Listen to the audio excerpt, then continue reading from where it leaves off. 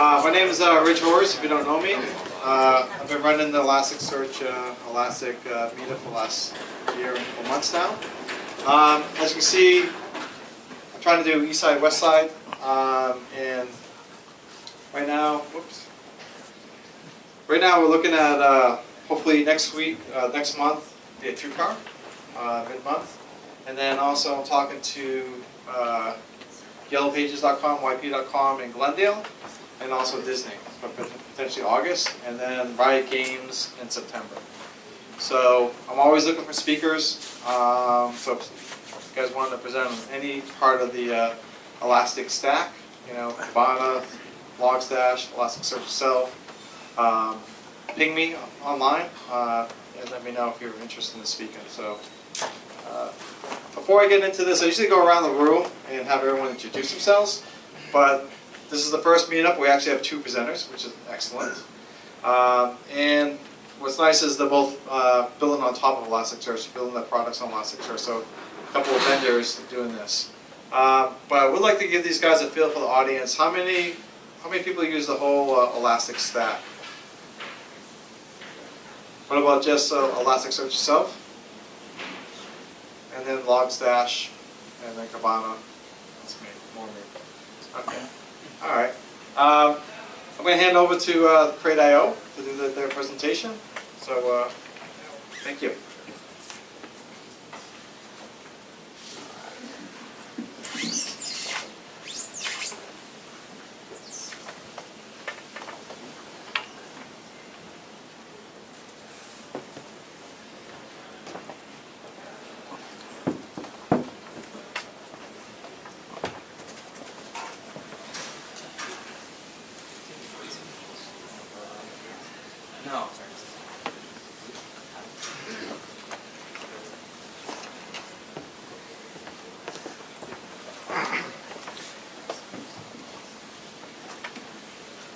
Hi everyone.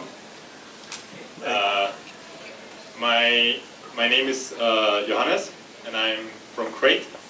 I'm from Austria, and from a part of Austria where a lot of people say about that they are not able to speak German.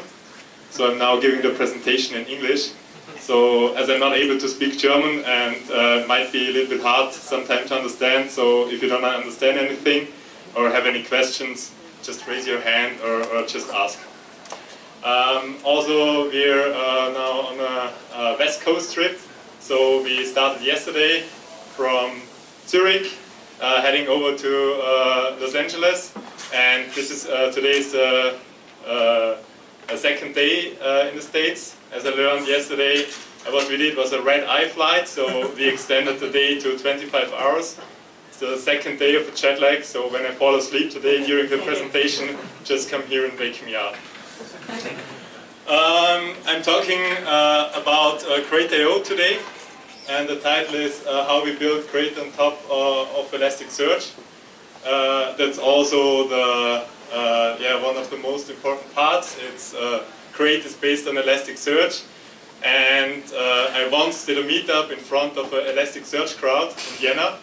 It was only, I think, a fifth of that size, but those were the hardest questions I've ever heard in the whole, my whole time presenting Crate. So, not being able to speak proper English, second day in the States with jet lag, and also in front of Elasticsearch crowd. So please be kind to me and don't give me too hard time. Okay, I also brought 2 of my colleagues with me. It's Yodok, one of the founders of Crate.io, and Michael. He's working in my team as a developer, and I'm very glad they are here because they know much more about Crate from the technical side than I do. So could be when there are any hard questions, I will hand them over to them. Okay. So let's get started. As I said, I'm Johannes. I'm head of integrations at Crate, taking care of the team that does everything besides core implementation, providing all the support for platforms, drivers, etc. I'm also a product owner, so preparing everything that teams are ready to make it awesome. What is Crate? One of our slogans we use is puts data to work simply. So Crate is a fully sharded, distributed, horizontally scaling SQL database with real-time search and aggregation to build very free applications and services at scale. That's a very marketing-ish sentence, but it basically describes what we do. So it should be super simple to use and operate, plays well with others, and delivers fast results.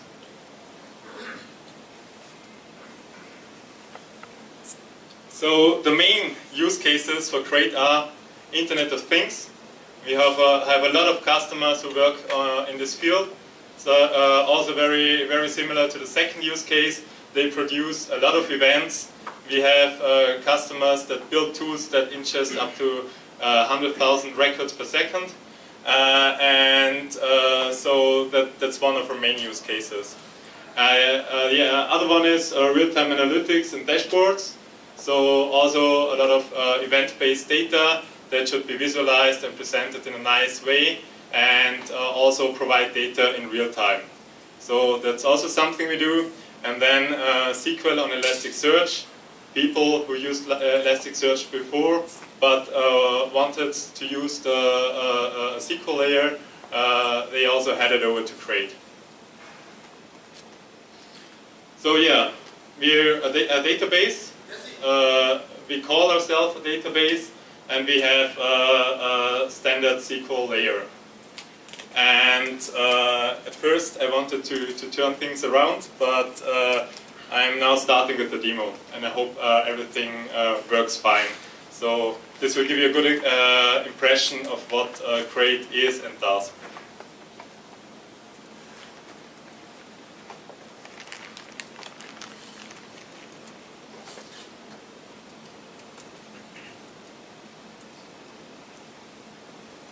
So basically, that's the thing that really shows Crate.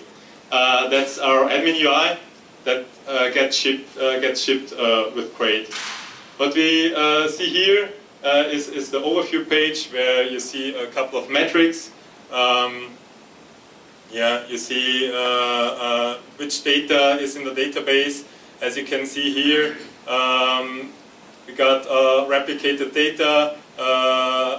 And such stuff, everything looks good. We got a console where you can enter queries, we will see this afterwards. And then we got overview of all the tables that are in there. So after the demo, I will show how we built this database on top of Elasticsearch. A lot of things that you see here are related to Elasticsearch and are also coming from Elasticsearch. But for the moment, let's just see it as a database. And yeah, we got some records here.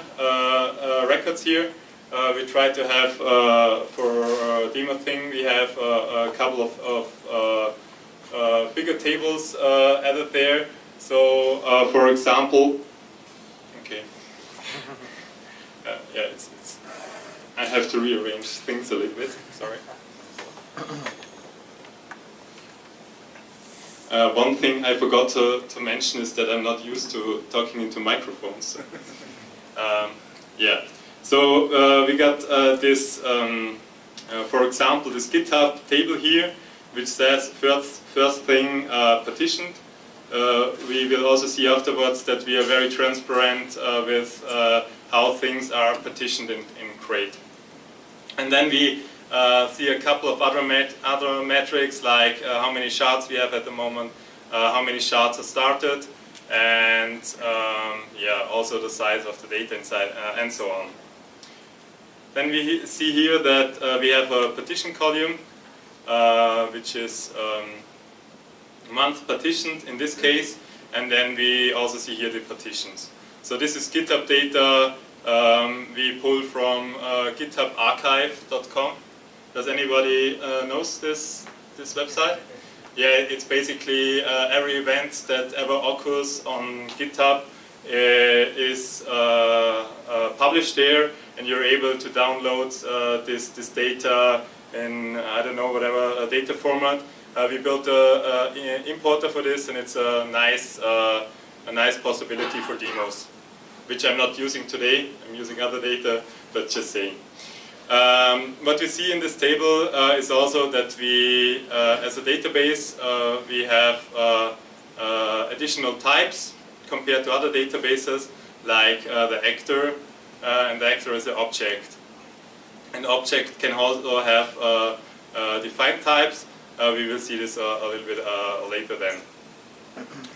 And the thing I want to use is the steps table, which is also partitioned and also by month. But before really starting with the queries, I will show you a cluster.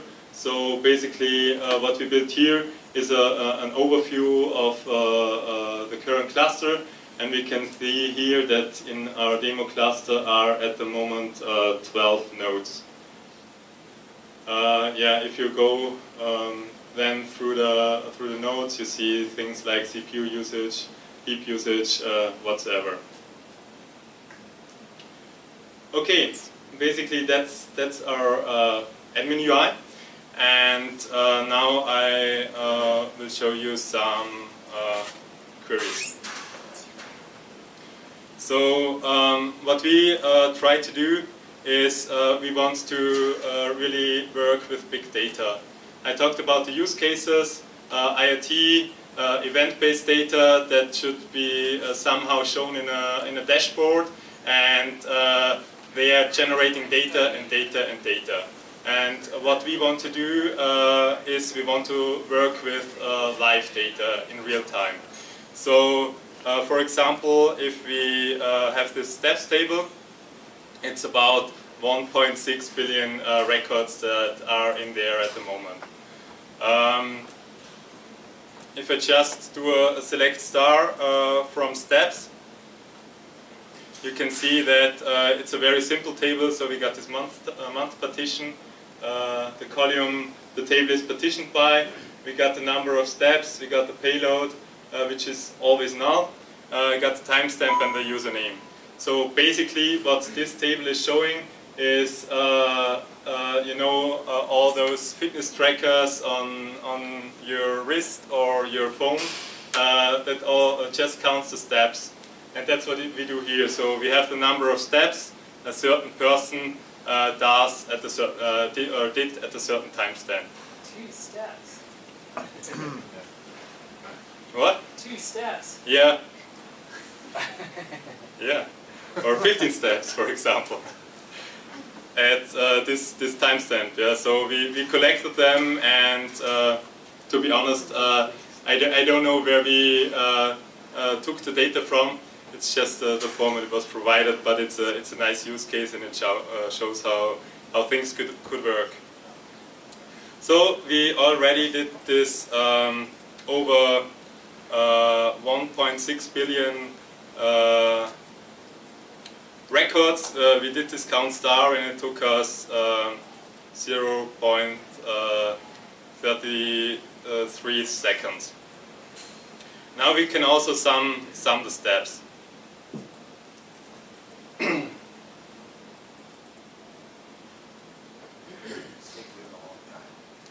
So this takes a little bit longer because I'm going over all the steps, and it really needs to take every single record into account. So this is taking a long time. So, question on that, if you don't mind. Yeah, please. Because in some sense, Elasticsearch and systems like Elasticsearch are not necessarily always trying to do what SQL does, which SQL tries to give you the right answer. So potentially you guys could do heuristic returns on these kind of things. I don't know if I'm making sense of what I'm saying, where instead of waiting for all the data to come back, you could do sampling of the records to give a possible count. Yeah. I'm just curious, are you as you built your SQL translation engine, are you running into literal physical problems or logical problems with the fact that SQL and Elasticsearch are fundamentally different in how they're trying to give you back data. Does that make sense what I'm asking? Yeah. So we know that Elasticsearch uses this hyperlog stuff that goes into that direction, but we want to try to return the real data. So we're always counting really each single value that is there, and that's also the reason why this this problem takes so long. That's the Nginx proxy on front of the Steam we were at that is timing out. Ah, okay, so that's a different problem. I'm glad. Well, that's kind of why I'm asking it, because we Yeah. you know, just in our experience, we've run into that issue sometimes where, again, Elasticsearch by default tries to be very smart, giving you data very Yeah. quickly, which may or may not be correct. You're Yeah. obviously having to compensate for that somehow. We're always going for the correct result. Yeah. So we don't do the eventual, the approximate stuff. It's always exactly.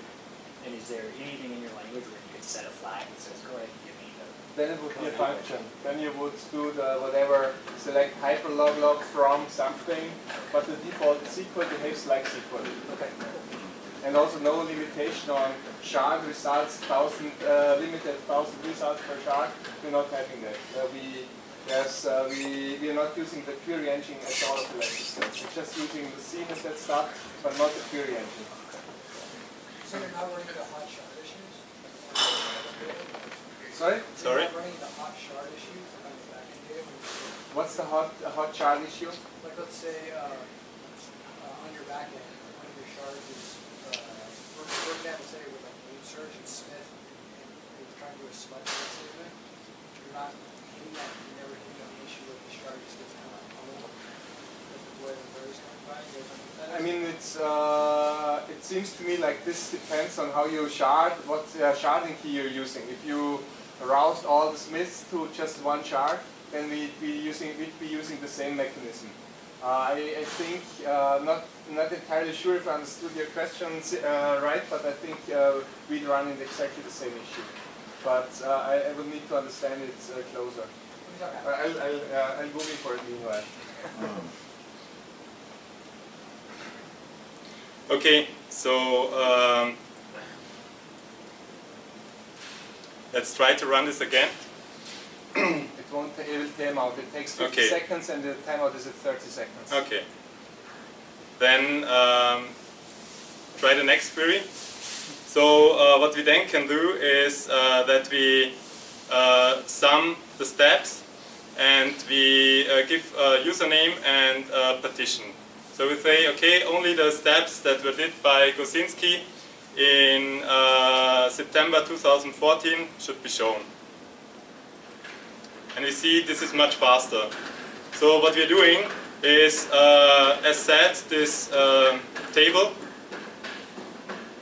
is partitioned. And we are making this transparent to the user who is using this stuff. And they are doing analytics. It's quite unusual that they do it over years. So normally they have much smaller resolutions and they are making use of partitions. And we are making this very explicit to the user that he is able to partition a table, that he is able to query on that thing, and we have a quite optimized execution plan for whenever you use partition columns in your query. So this really looks... No, it's just behind the scenes to give you the context to Elasticsearch. Every partition is one index in Elasticsearch, and the table is the alias there. But this is happening transparently behind the scenes. You don't have to create the alias, it's just creating it, and it's also in the query planner optimizing which indexes it's waking up. So it's not waking up all charts, but only the ones that are taken care of in the where clause. So we are hiding basically the whole indexing and aliasing stuff behind this partitioning. And that's why we then can run a query over 200 million records that will then only take 0.02 seconds, which is quite faster than the timeout we had before. Yeah, and then we are also able to do group by.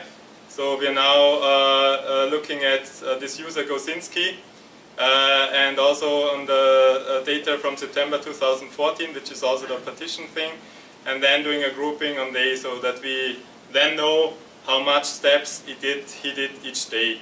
And this is also a query that runs within very fast time. And so we are optimized for this use case with events data, IoT data, where we really have large data sets that would blow up a single node cluster, and having this distributed via crates in a cluster. Question here: do you have indexes also, like how we have SQL Server indexes, or like cluster index or non-cluster index? That kind of concept also. Every column by default is indexed. You have to turn it off explicitly. So it's like, but we always store also the source of the document. So also relating to Elasticsearch, you can have the under as a source field. We are always storing that. And for indexing, we are indexing all the columns, but you can switch it off. Okay. You can also do the dynamic schema creation, like you do, or the strict. So this is translated to the SQL language. Yeah, another question? I've got two. Okay. There's some nice features in Elasticsearch, like so you can do milliseconds since the epoch for your date, because maybe you're using Java, and it can be in your Elasticsearch. But when your end users see it in Kibana, like it actually has like a human readable date. Can your end users search for a human readable date even though the end value is epochs, milliseconds is the epoch? Yeah, we have this this function here, which is called date trunk, and then you can extract basically from the date what you need. Or you do date format. And then you can also output it in date form. Since the milliseconds since the epoch natively. It would be a scalar function that is translating the timestamp to it. So you would not use date trunk, which is truncating it, but you would use date format, and then you have just a normal Java syntax of year, month, date, whatever. Like so that's a possibility. Yeah. And then can you show me an example of how it deals with like a complex object? Because like a lot of my Elasticsearch indexes aren't flat. Like they've got nested objects within them, and then within those nested objects, and like, I like enums, so like they're in there too. So like on a really complicated object, can it run like a SQL search? Yeah, you can. Can I get something out of the middle of like a 3 nested thing? So we had this GitHub data, where we had, for example, this actor. So let's take this actor. Go further down. There are more complex examples further down. Yeah.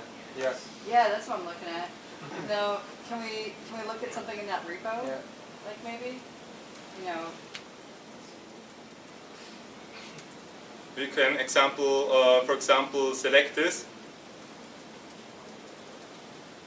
then run it. And so we see there are a lot of null values. They are not null.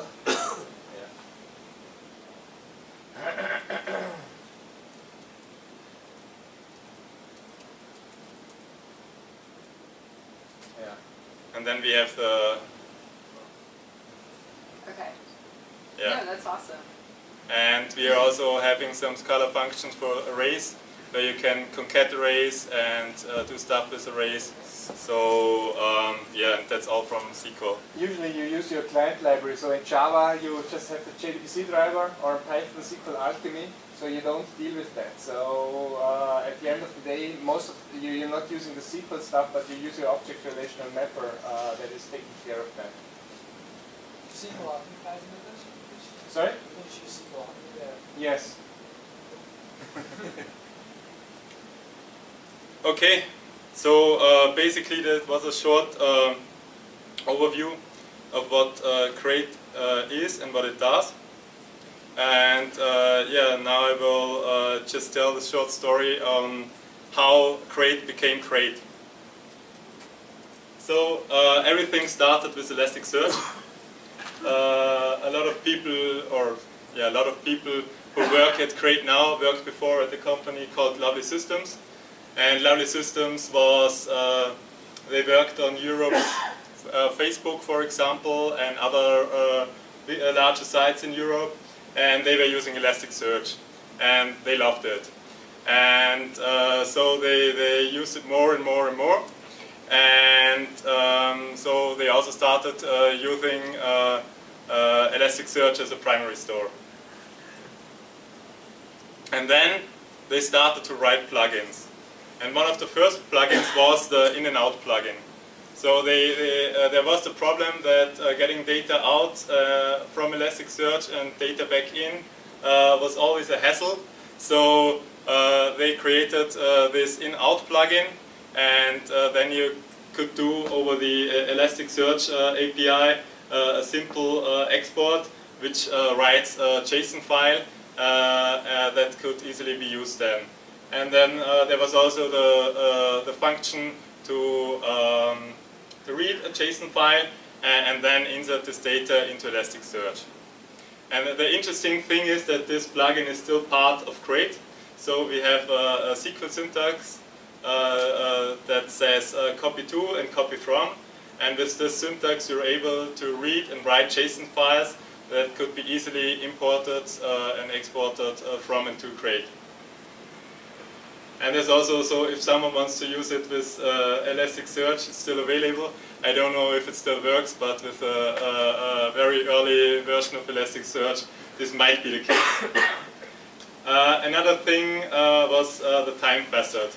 So facets, the aggregations in Elasticsearch, there was the need for this time facet, and so they wrote a plugin for it. And this was the query, how it looked. Yeah, there were other plugins that were written for customers, and so the know-how within Lovely Systems grew and grew and grew, and they were able to do more and more stuff with Elasticsearch. At one point, there was the urge and the need for SQL, because it said for every customer we are implementing and writing the same thing over and over again. We want a structure that could be easily reused. We want queries that could be easily rerun, and we want it easier to be handled. Also, a lot of people understood SQL, and it was a little bit hard to get into Elasticsearch. So this was the point when the idea was born to write a SQL layer for Elasticsearch. First step was a SQL plugin, which just translated SQL to facets. And they worked on it and worked on it, and then they said, okay, this is a thing, and we want to make this a big thing, so let's found Crate. And those are the three founders. That's Bernd. He's the guy who could definitely answer all of your questions. He's a chief scientist. And then Joruk, yeah, he's... Some questions? Some questions, yeah.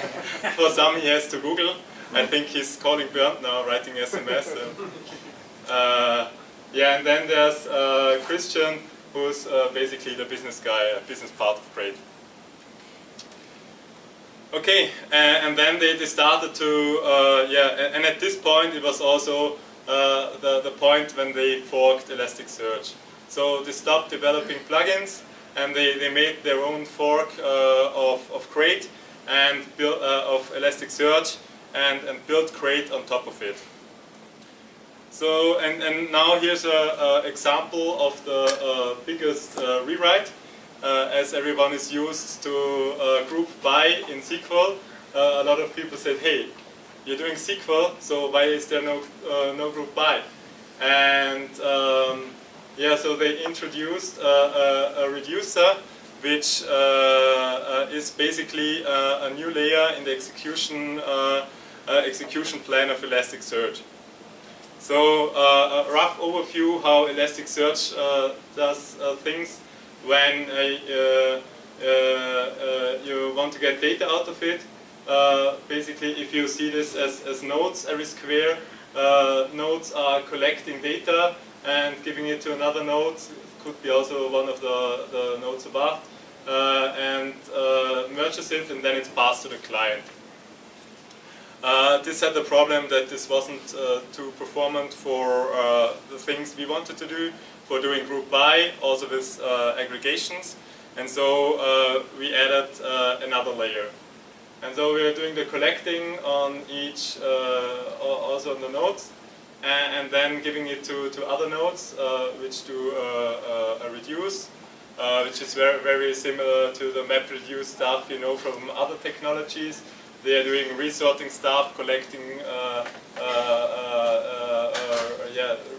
sorting buckets, which is then given to another node that merges all the things together, which are then passed to the client.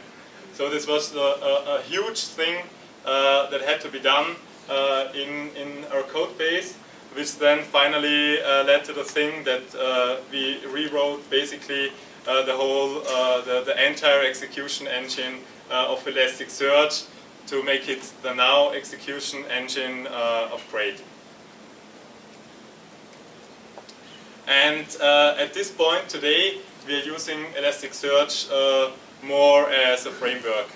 So we still have the index engine, we use the cluster state exchange, we make use of the Elasticsearch discovery, we use the transport protocol, use the thread pools, and use all those things like a framework. Because those things work perfectly, that's an awesome thing that is in Elasticsearch, and we want to make use of it. So that's what we use and build on top of this. There's always the question if you can use Elasticsearch indices and then use them in Crate. And there's the problem, the one thing that we make slightly different is that we have different metadata within the indices, and that's because we need primary keys. And so we have a blog post where we describe how to change the indices so that they can be used then within Crate. Here's a complete overview. So everything that is in dark, in the light gray is Elasticsearch. So the storage is still Lucene. They haven't changed anything about this. Elasticsearch does a lot of things, and then we also have the blob storage. So we learned that a lot of people have problems saving larger files, and we introduced the blob storage, where you can just throw at video files, images, or whatever. And it also then provides the same things like we otherwise do with the data. So it is also is a replicator and stuff. And then, yeah, in the network layer, as said, we use transfer protocol, discovery and state, and sharding from Elasticsearch. In aggregations, we rewrote basically everything. That's also part of the engine I talked about before. And in querying, we making use of this open source technology from Facebook, the Presto SQL parser, and we wrote our own query planner and made something that bulk import and export is now able to do. And on client side, we have the Crate dashboard. That's the thing you saw before. We have the shell, which is basically a command line tool for Crate. We have a lot of client libraries. I will show that afterwards. And also have a Java client. So that's Crate as it looks today. And what Crate means now to us, it's distributed standard SQL. So the architecture is quite similar to Elasticsearch cluster, but it's SQL and it's a database. So the other things things that are also similar to Elasticsearch. So share nothing, auto-sharding. We make partitioning very visible to the user so that he can actively make use of it. We also try to keep everything very, very simple to install. We provide distributions for a lot of platforms. We have mapped relational data, JSON docs, blobs. So we try to be a storage for all data formats you can almost imagine. As said, what we really want to do very well is real-time search and aggregations and horizontal scaling, elastic resilience. Yeah, you know that. And we've seen that in this object thing. We were able to do the dynamic schemas. So you can strictly type an object and say, okay, this object has these properties, but you can also run it as a dynamic object, and also you can change table when you're working with a cluster or on a cluster that's already in production. That's also something that is a little bit different from other competitors. What about inserts and updates and re-indexing and all that stuff? Yeah, we do that. How does that work? Same like in Elasticsearch. So you just insert the record, or you update it with the where clause. You can delete records. So this is exactly this. You just use the SQL syntax. And then, but re-indexing, you don't take a You big can. hit, You or- could do a insert into another table. So you can do select this. So insert into table this. Select whatever. So you can select from one table and then insert it into another table. So you know what I mean? So basically reformatting. Select, Yeah. Okay. And we also made the refresh explicit. So whenever you change something on a table and you refresh it, then it's immediately yeah, there for everyone. Okay. And yeah, we are eventually consistent, which means that not everything is directly immediately mapped.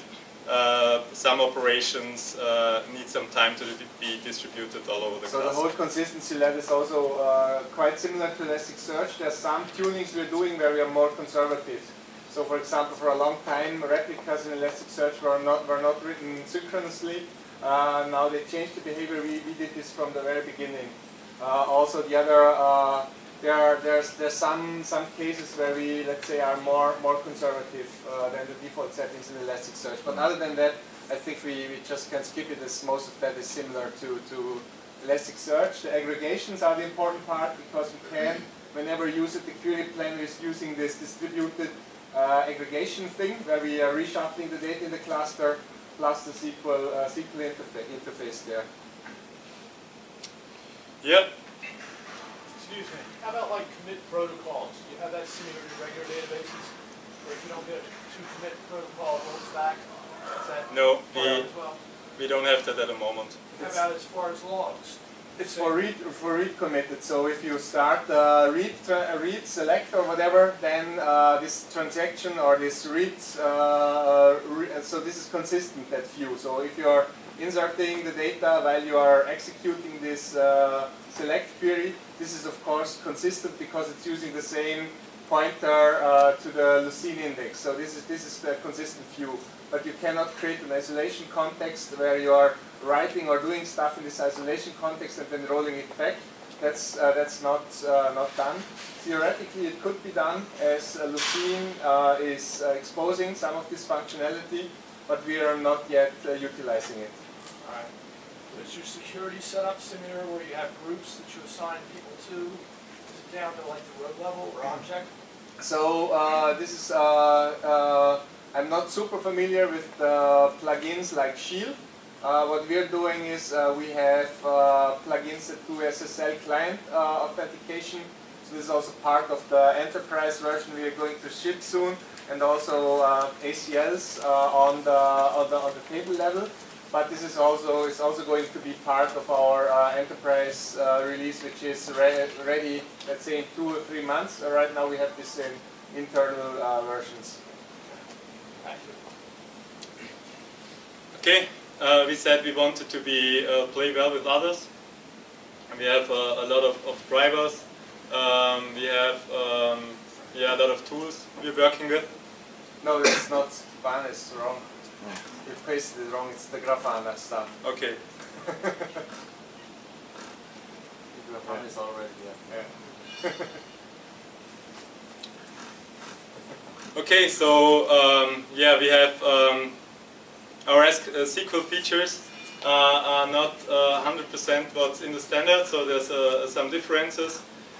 We have support joins, which was a huge effort by our team doing distributed joins.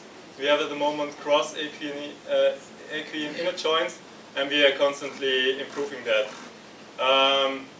We add stuff like partition tables, geospatial support.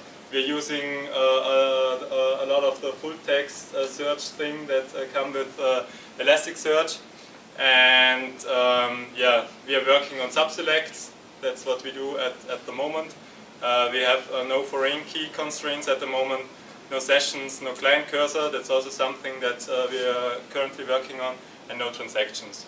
It's also worth noting that we are working whenever possible with the Lucene object. So we are never using the Elasticsearch objects that are sometimes problems with garbage collection if they're creating too many objects. So we are always using the Lucene objects that use way less heap and cause not that much garbage collection.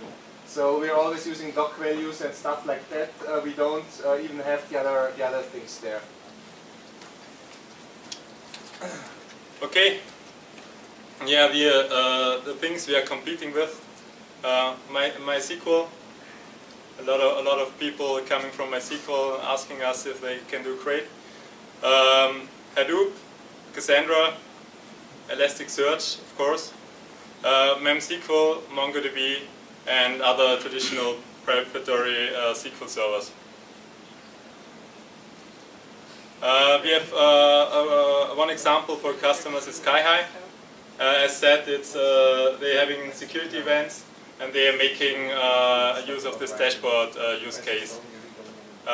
They visualize security events to the customers, so that they are aware of things that happen within their cloud.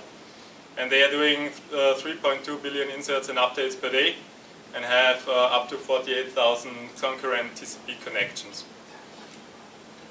Yeah, and they were one It's of... now already 100 nodes, so this data has grown significantly. It's already on 100 nodes now, yeah. Yeah. And they were also they also came from the MySQL world. Yeah, so when to use Crate, as said, real-time analytics, business intelligence, Internet of Things, huge use case. Whenever you have a high volume of semi-structured dynamic data. We see ourselves as an operational database for a web application at scale. So when you know, okay, you get high loads, or you could get high loads, then you can use Crate and make use of its scaling capability. And it's also a combination of an operational database and analytical. It's not so well suited because, as you heard, we don't have transactions yet for systems that require strong transactional consistency. So we won't be in the banking world for dealing with accounts that soon. But we're also talking to some of them for analytical use cases. So and whenever you have strong, complex relational data, like insurances, for example, have. Okay, yeah, so here the things I stole the images from. And basically that's it. So if you have any questions.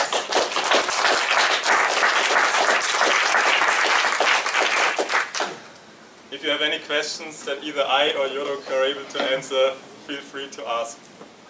Yes. Question. So this free tile is available for ready to download or any support or any subscription kind of thing?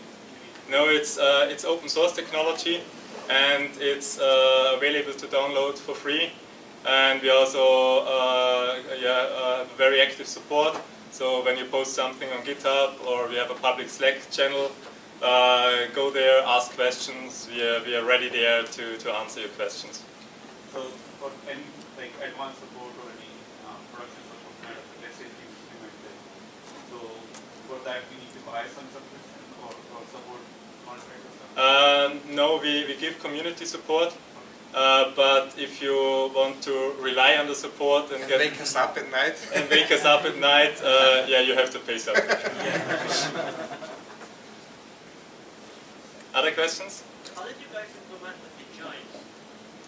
So the question was how we implemented the joins, and that's also using this MapReduce framework. So the way the joins work in Elasticsearch is, or the way you do queries is this collect merge phase, where you're basically pulling the data out of the shard and then return it to the client. So this is this node that is doing the query is pulling this data from the shard.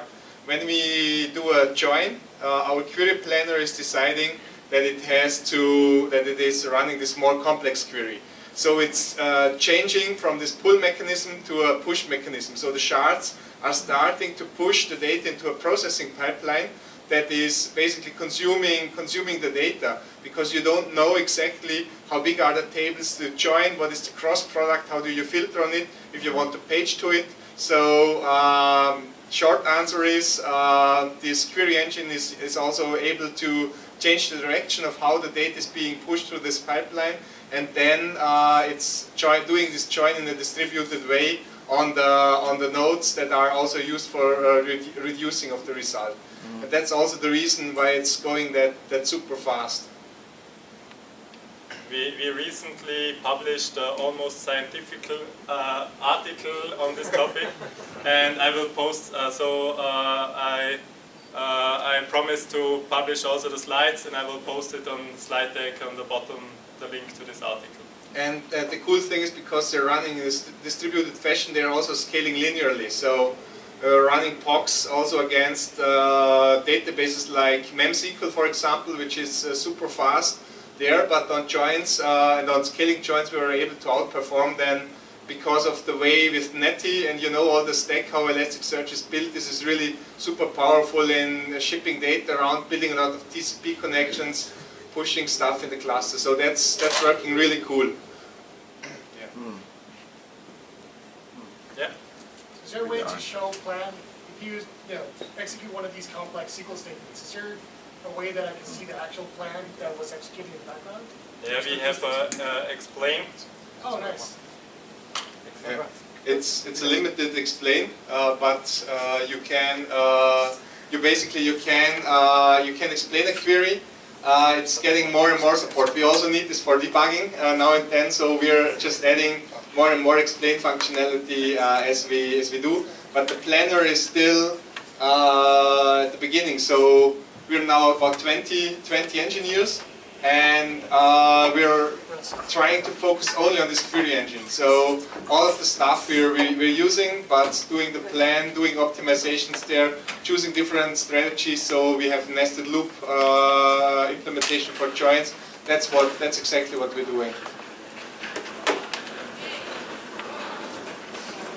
Yeah, okay. Probably you should take care of the time. We'll discuss Okay. Any more questions? For your static, so you're saying that we can decide if we want to do dynamic schema, flip table, or dynamic schema. If you're in static schema, how do you handle schema changes? You can add columns, but you cannot remove them and you cannot change them. So you have to re-index whenever you want to change the type of the column. Yeah. One more. Yeah. What's a typical So we have also an AMI for Amazon. We also have a plugin that is doing the EC2 discovery, as you might be used. So on Amazon, you would just use our AMI, and then use the discovery there. Or also you could do DNS SRV discovery for the nodes, but then you just use or you use your Linux distribution you like, your Red Hat, Ubuntu, whatever, and just use our RPM or that package. Do I need to designate certain nodes as master nodes, data nodes, whatever? So by default, you just have one node type. However, what we see, large customers, they probably make only a couple of nodes eligible as a master, selected for a master node. Some nodes are client nodes that are handling the aggregation stuff. So, but in a normal, this is really when it comes to high scale, where you probably have whatever 30, 40 nodes, and you build large clusters where you start this tweaking and tuning. But out of the box, you just have one node type, and you use it for just default nodes. okay. Thank you. Yeah, we're around. Thank you.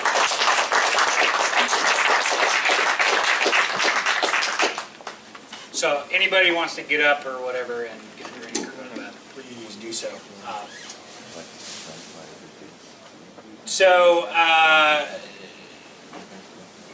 Serge and I have worked together for a long time. We're just starting a new company with a couple of people from our past. Oddly enough, we met each other at City Search Ticketmaster back in the day when IAC was still buying every company it possibly could. So Serge and I, just the backstory on that, to give you context, I feel like what's old is new again, and that last presentation was amazing because it's like, how many times have we all sat there and thought about how we need to rewrite the SQL engine, to talk to Lucene, to talk, these things keep coming up, and I feel like Serge and I have been working through that as the data has continued to grow. So in some sense, I'm really glad they went first, because we're not going to show you how we're rewriting all the technology to do bigger and faster things. Serge and I have been doing this long enough. We've flat out poured ourselves out. We bank on everybody who's much smarter with the technology to keep creating these systems that will keep scaling up. What we're going to work through is we're going to make some sausage in front of you and show you what we are doing as a company, where we try and take whatever the best tools are. We happen to obviously think Elasticsearch is part of that stack. I think the crate stuff is really interesting, so we're going to add that to our stack. And we just try and get to insights as fast as we possibly can. I recently was with TrueCar, as with Serge and a couple other people in the room. I threatened to retire 6 months ago, which I fully intended to do. A few people saw me speak my last Elasticsearch gig, and I swore I was done. I had a giant beard, but having a wife and 2 kids, and had been painting hundreds and thousands of paintings, so my wife is pushing me to join the workforce again. So I'm now starting this with my pals, and we're having a good time doing things. So I didn't title this talk for a reason, because we're going to title it after the fact. Once Serge and I learn some things, I'll go back, retroactively update these slides. Everybody who wasn't here will think we're brilliant, because we will have come to some grand conclusion, and we will have all learned something, and they will be sad they didn't come to the meetup, and they will come the next time. But there's a serious point in this that I'm going to make, and again, I'm going to be less technical. I'm going to let Serge handle technical things. I think Crate set up a nice, you got a real inside view of how these stacks can be used and abused technically to do things. The subtitle here, what we talk about when we talk about data. I steal that line from a short story by Raymond Carver, which was also sort of it was part of Birdman, if you saw that movie. It's the little play that they adapted from the short story. What we talk about when we talk about love is the short story, and the quote I pulled out of there is, it ought to make us feel ashamed when we talk like we know what we're talking about when we talk about love. In this case, when we talk about data. And the reason I'm making that point is that I've done data platforms and data science, or whatever the name was back 15 years ago when we were all looking at data and doing stats. We'd all sit around and wax poetic about data and doing science on data and data types and transactions and all these things that we say we're suitable for, not suitable for. And at the end of the day, I don't think any of us know what we're actually talking about when you ask some of these questions. That doesn't mean we're stupid or we're ignorant or anything. I think it's an evolving, ephemeral concept, especially when you're talking about the concepts of insight and data science and what that would mean. So to me, it's a lot like talking about love. We could all have hours and hours of meetups about love, and I bet none of us would go away and understand that. But we would all understand it. It's when your wife tells you to go back into the workforce and you compliantly do so. I wanted that to be recorded so she understands that I understand. So CaseZero. I just want to explain it super simple. We do marketing pitches. That's mostly what I'm good at. Game-changing insights in 3 weeks. The basic idea is that we deploy data platforms. We just spin these things up very quickly. Our goal is to get to a visualization of any data as fast as possible. My goal is when we go into a client, we go into a deployment, I literally want to be within 45 minutes making poor Serge and everybody else we have working with us be able to start spitting out useful visualizations within those 45 minutes. This is important because I think anybody who's had to do technical deployments or sell technologies into companies, whether you're part of a company, you're from the outside, you find you lose interest from people who sign checks very quickly if you can't start visualizing things and getting somewhere with it. What is a little different, and this is coming out of our experience having been on the ground in the trenches working for so long on these problems, is we don't make any assumptions. We just assume the null hypothesis. The data is garbage, the business doesn't know what it's doing, the product probably doesn't work, or whatever the null hypothesis is, but we try and start with no knowledge of anything. So Serge has come here today as a blank slate. We're going to put him on the spot, which means his laptop isn't going to work, the Wi-Fi is going to go down, Serge is going to start sweating, and his code isn't going to work.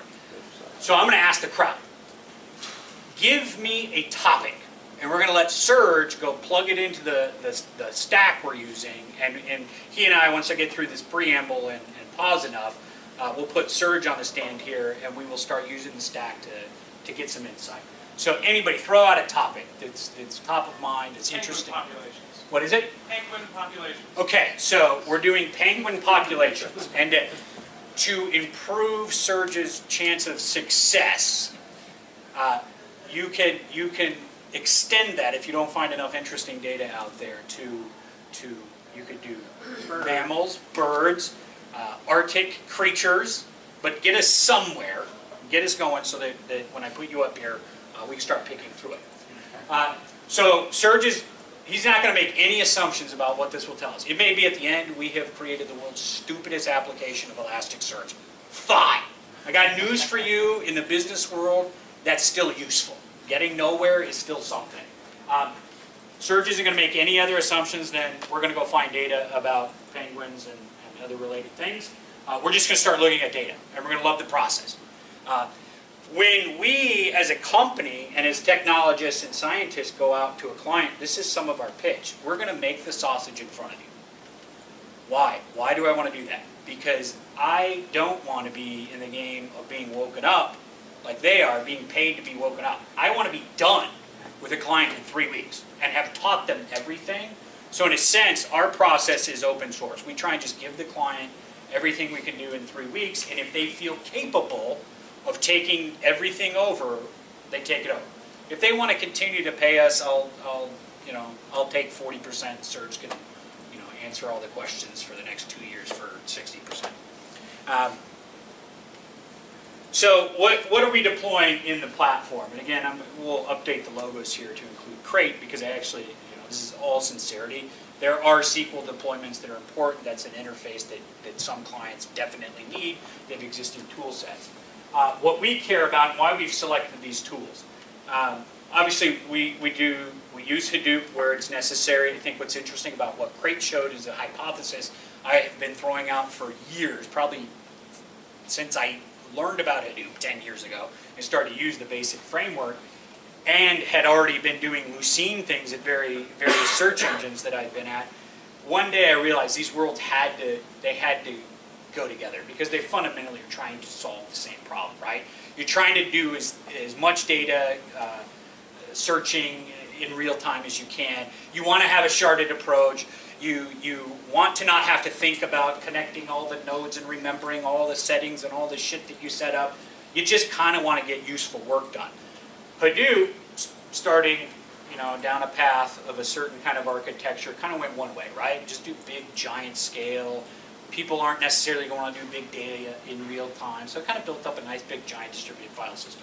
Well, Elasticsearch kind of splintered off in some of the other things related to Elasticsearch, and they said, what we really care about is indexing everything. Which turns out, everybody in this room is much further ahead than most of the world. A lot of business, I'd say 99% of businesses still don't understand the power of indexing all your data, period.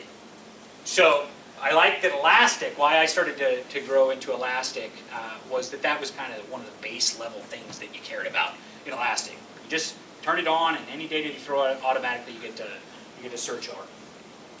Well, as personally was getting into that and working with Serge and some of the other people at all these different companies, one of the things that I jumped to, I was first employee at Wolfram Alpha when that was coming out. That's obviously a whole different ball of wax. Some of the principles are saying the same, but obviously being based on Mathematica and a lot of the Wolfram technology, it was a totally different stack, but shared a lot of the same ideas that were going on in the open source communities. What was different about Wolfram Alpha, which is some of the experience and know-how that I'm trying to bring to this new thing that we're doing, is that we had a tremendous amount of human resources that were experts in their field that were doing, a huge amount of curation of data. And it's the kind of data that you can't get wrong, so you got to be able to calculate and do things very well. It's got to be scientifically vetted and whatnot. But ultimately, with Wolfram Alpha, we were trying to create a system that in real time you could compute all sorts of things that we didn't have pre-computed before, and it would do all sorts of weird things. It was obviously, maybe not so obviously, but it was a pretty tremendous success. In my first year, we did a tremendous amount of business.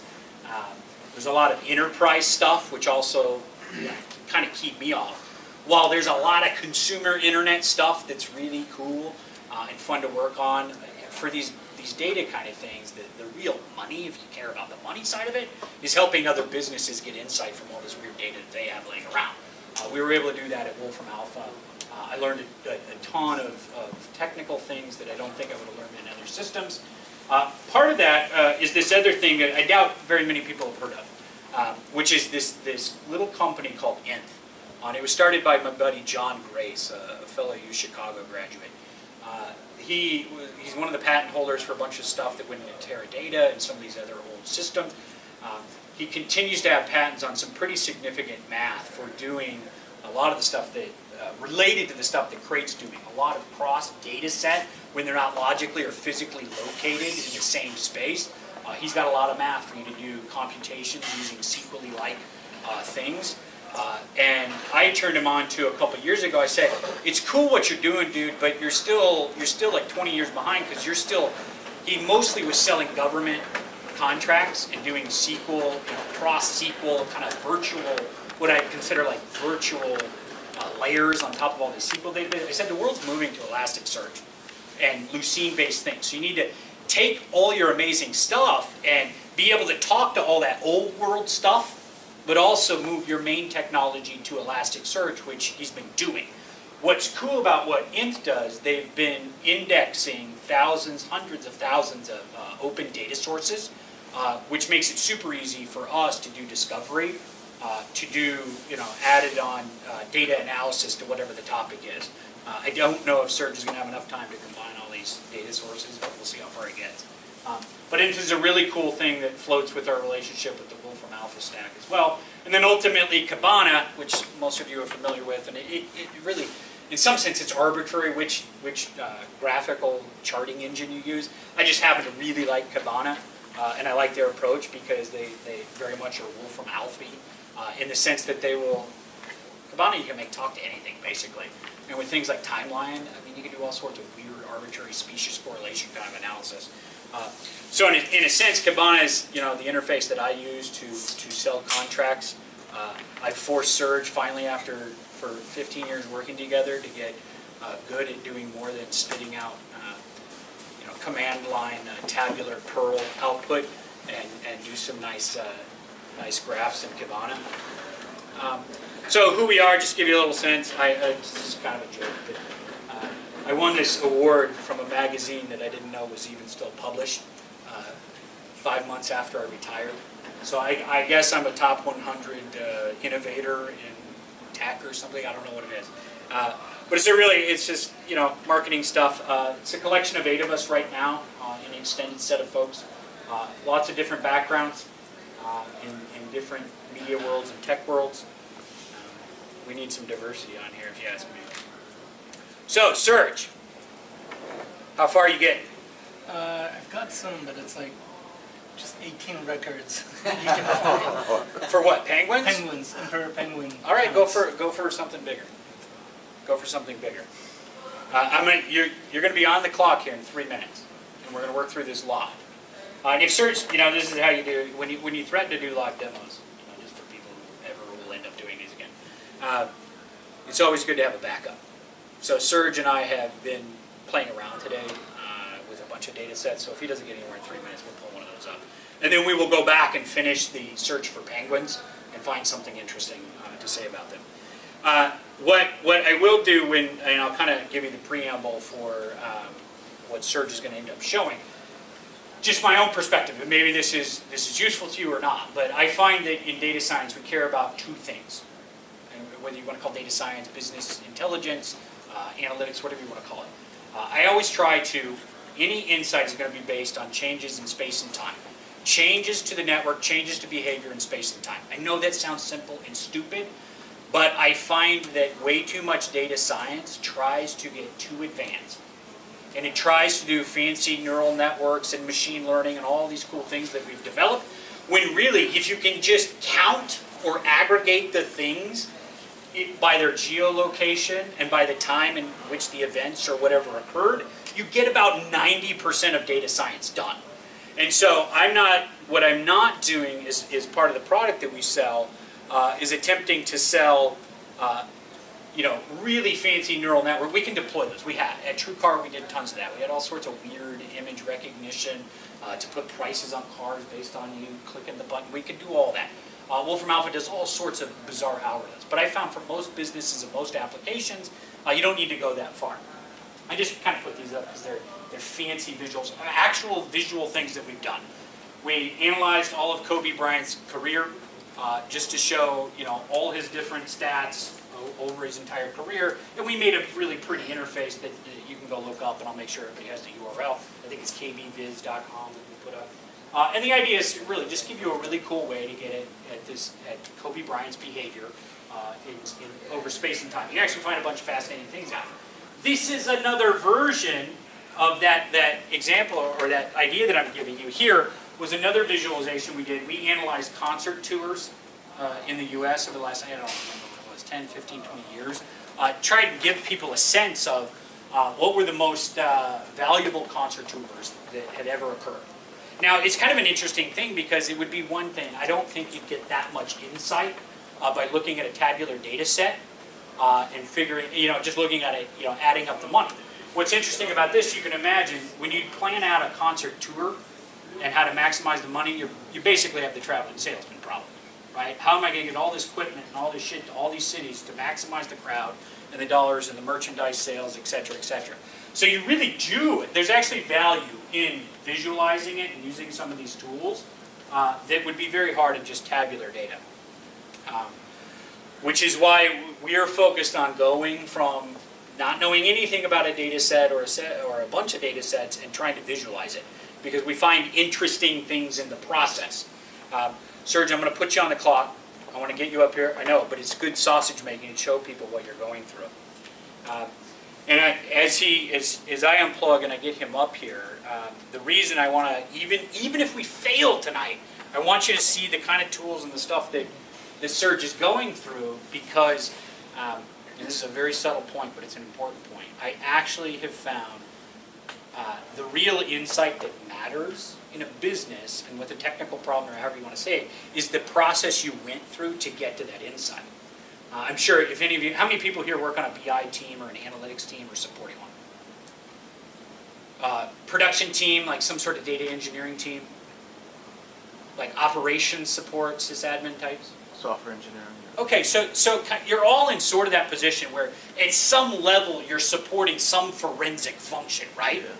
And I have found that, and I've managed teams and been part of all of those kinds of teams.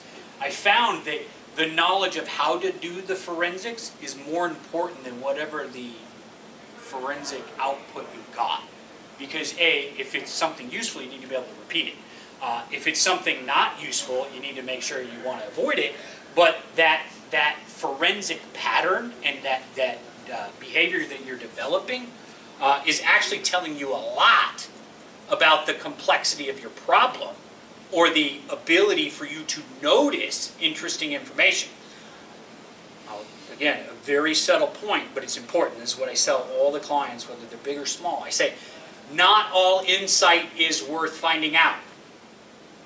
I bet most of you find lots of insights out that you're like, why the fuck did they ask me to do this? And no one ever has an answer. And so this is why, we'll let Serge off the hook if he gets nowhere interesting, because it may be that finding information out about penguins isn't worth our time. It might be, but that's useful. We try and get a client to understand that, which often they don't understand if they don't see you go through the process. If you're a developer, I know you know what that means. If somebody doesn't see you doing work and working hard, they don't think you tried. They question whatever result you got. It couldn't possibly be that our product doesn't work. It has to be a technical problem, right? It couldn't be that our clients don't want to spend as much money with us. It has to be that somewhere in the database you lost data. So to me, the forensics and the processes you build up are probably the most valuable data you get out of this stuff anyway. So get in here. Okay. And I'll pay attention. I'm going to be the guy who watches the paychecks. And if it's not going anywhere, we're going to show people some other stuff that we worked on. So what Serge is going to, because one thing I want to say, there's a very little bit of technology we are actually developing. Oddly enough, I think Crate might have already built some of it. And I think many of you will run into this. I don't know how far everybody is in their career, but I saw a lot of things in Crate. As I saw their components, their stack, their layers. And your story is great, right? Because I think we all go through that, the layers of realization that, oh shit, we have to rewrite that thing. I think everybody who's ever done a data platform immediately had to rewrite an in and out layer. You went, my God, it's too hard to get data in this thing, it's too hard to get data out. So one of the things that Serge is, that he and the team have been focused on is making a very lightweight, tiny, man, this is what I love, right? This is why I like making sausage from it. Eber, what the hell is that? I'll ask Serge where he found it, but Serge is working on a lightweight, what I'll call an I/O layer, because I care about one thing, and this is for some of the linguists or data scientists or the computer scientists. I've kind of come up with some very simple heuristics in my life about what matters in terms of data platforms. You need to be able to recognize some essential data types as fast as possible in any given data set.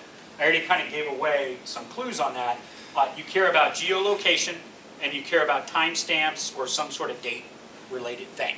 So Serge's first thing that he's been doing since we kicked off this company was trying to write a lightweight I/O kind of layer that can recognize all the bizarre ways in which people encode locations and time indicators. For those of you that have done any deep stuff of plugging data into Elasticsearch, you'll know how critical it is if you want to do anything interesting in Kibana that you get those things right. And still, surprisingly, how difficult it is to get, from some fucked up address into a lat long that both Elasticsearch can play nicely with and something like Kibana can play nicely with, because obviously they sometimes can do different things. And again, I've seen that in almost every iteration of SQL-based databases, right? We're always promised lat long kind of things, and your mileage may vary based on how well they've implemented geo stuff in there. So for me, it's a big deal that Serge and the team gets that component right. This also comes out of my learning at Wolfram Alpha. Obviously, the most expensive part of building that business up and that product up was how long it took the scientists to curate interesting data and get it into the computational format that we use for Wolfram Alpha. So they were doing a tremendous amount of analysis on the data sets that they were getting from all these weird places, and then how to transform them into the native Mathematica objects that they could do things on. I don't think it, for the Wolfram Alphas of the world and other things that are like it, exist. Thank you. I think it's an accomplishment when things work. Somewhat. So, There's one thing. We never tested it with such a small data set. That's fine. No, it's fine. It's so. I'll tell you because it's fun. It's fun. This is why I want to do this. I loved Craig's presentation because it's like obviously you see the power of that thing. They're doing billions. They're querying billions of rows and doing aggregate functions in nanoseconds. I mean, I've got maybe this is bad news for people who don't work at Ticketmaster or some of Craig's clients, but most people don't have big data. Yeah. They have 30,000 records. Yeah. You know why I love Elasticsearch? It's still really cool with 30,000 records. Because you could throw a data set in there and then dumb old Russ can go to the Kibana search box and go, Penguin. And it will show the records and I'll get a time series graph in Kibana, which I know isn't impressive if you're a techie. But it's really impressive to an outside crew and outside business folks that aren't used to the fact that, wait, the technology just sort of, you plug the data in and now I can search it. I mean, I think it's pretty cool. Those of us that have been doing search engine things, it's like, yeah, we were doing this like 20 years ago. But the fact that Elasticsearch and Kibana makes it this cheap to do, I think is great. And by cheap, I mean, Surge is paid by the hour, so this is pretty cheap right now. Are you going to pull the data? Yes. So what I was trying to say is it figured out that there's a geolat long, but the re-indexing failed. Okay, that's okay. So show us what the data that you loaded looked like before you threw it in there. So Dave put together Excel. And here it is. They is this eBird thing? Nah, I found it somewhere else. The eBird was another California avian something database, but it also was tiny. Okay, so this is tiny, but it's kind. I'm glad he pulled it up because again, people the crate was good because they kind of said it right. If you have a standard kind of problem crate, but you have a lot of it like IoT event data, like boom, easy. My experience again at Wolfram Alpha and even with TrueCar, the data sets often were like this, but on crack. It was some weird scientist. I keep looking at my buddy Jason, who used to work at Caltech and who was a weird scientist. We know what scientists do. It was all good. It was early in the morning. They had nice tabular data. As the night went on, they got lazy or drunk or whatever. Yeah. And all of a sudden, you're getting, what? Now, for the kinds of problems that we want to work on and have fun doing, that we want to be in this mess. Which the only way you can make sense of this kind of data, you can do what a lot of companies have done, and I've recommended it. If you think you're going to do this for the rest of your life and you really need it to be perfect, you're going to fire up Mechanical Turk and a bunch of things and have people clean it up. Usually that sort of works because Mechanical Turk, you get what you get. You know, you pay 5 cents a record, you're going to get 5 cents a record worth of value out of it. Or you can do what we're trying to do, which is you throw it all into Elasticsearch and you do full texty search things meets aggregate function things, meets Kibana things, and now with Crate, you can do the whole SQL-y thing on top of all of that. Okay, so go back to the raw data. Where's my long? Oh God. So this is, again, I don't know how many of you have to go through this process. Raise your hand if you get data in this shitty of format. Oh my God, Worse. every day.